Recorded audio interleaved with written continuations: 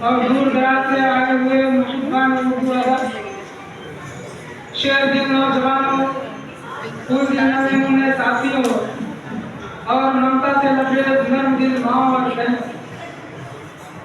آج مجھے جس موضوع کے تحت لفظ کشائی کرنے کا موقع ملا ہے وہ ہے اردو غزل کی مقبولیت۔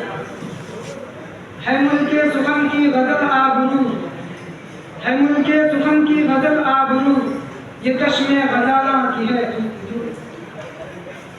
سامعین بس، غزل اردو زبان کی سب سے مشہور و مقبول صنف سخن ہے۔ غزل عربی زبان کا لفظ ہے، اس کا لغوی معنی عورتوں سے گفتگو کرنا ہے۔ غزل شاعری کی ایک مقبول صنف ہے جس میں شاعر اپنے دل کی بیتی ہوئی کیفیات لوگوں کے سامنے واضح کرتا ہے۔ غزل کا بنیادی موضوع حسن و عشق ہے۔ حسن و عشق سے والہانہ وابستگی نے غزل میں ایک ایسی فضا پیدا کی جو حسن و عشق، رنگینی اور آرائی، رندی و مستی کی فضا ہے۔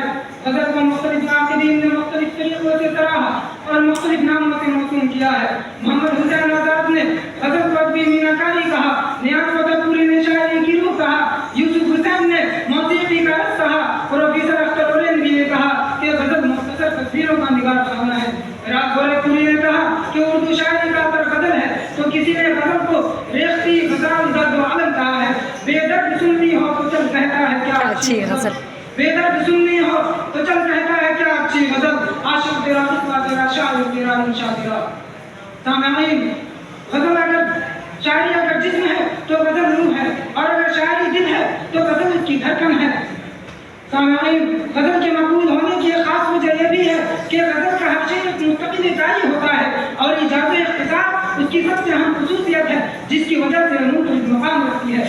یعنی بہت کم الفاظ میں بڑی بڑی بات کہنا مختصر یہ ایسی صرف ہے جو سمندر کو کوزے میں بند کرتی ہے، جس میں معنی کا سمندر معجزہ ہوتا ہے۔ ضبط ہے آئینے راز حقیقت میں، ضبط ہے آئینے راز حقیقت میں، یہ کوزہ ہے کہ دریا کی ہے وسعت اس میں۔ سامعین، غزل اس لیے بھی مقبول ہوئی کہ اس میں دل کے جذبات کا اظہار ہوتا ہے، حسن و حسن کی کیفیات بیان کی جاتی ہے۔ ڈھونڈتے کیا ہو ان آنکھوں میں کہانی میری، ڈھونڈتے کیا ہو ان آنکھوں میں کہانی میری، خود میں گم رہنا تو عادت ہے پرانی میری۔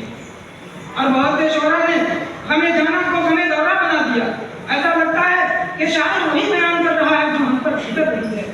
جیسا کہ سیما اکبر آبادی نے کہا کہ کہانی میری امداد جہاں معلوم ہوتی ہے، کہانی میری امداد جہاں معلوم ہوتی ہے، جو سنتا ہے اسی کی داستاں معلوم ہوتی ہے۔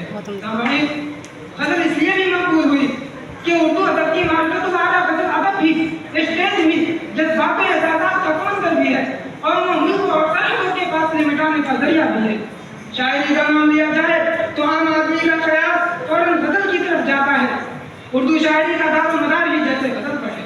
تمام اصناف شاعری میں غزل حسین و جمیل، نرم و نازک، دل ربا و دل نشین پہ سخن ہے، بلکہ اس کو برائڈ آف پوئٹری کہا گیا ہے۔ غزل اردو شاعری ہے جو نامہ خروج پر ہے۔ غزل نام ہے تکمیلیت کا، دو مصروں میں پوری بات کہنے کا، فن کے اظہار کا اور زندگی جینے کا۔ غزل اس نے چھیڑی مجھے ساتھ دینا، غزل اس نے چھیڑی مجھے ساتھ دینا،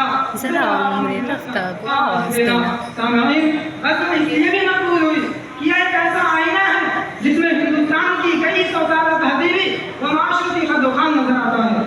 لوگوں کی زندگی بسر کرنے کا جو معیار تھا، فکر کا جو انداز تھا، ان تمام علوم کی معرفت ہمیں غزل کے ذریعے ہوتا ہے۔ البتہ غزل ایک ایسا صنف سخن ہے جو ہر کسی کے توقع کی مطابقت کرتی ہے۔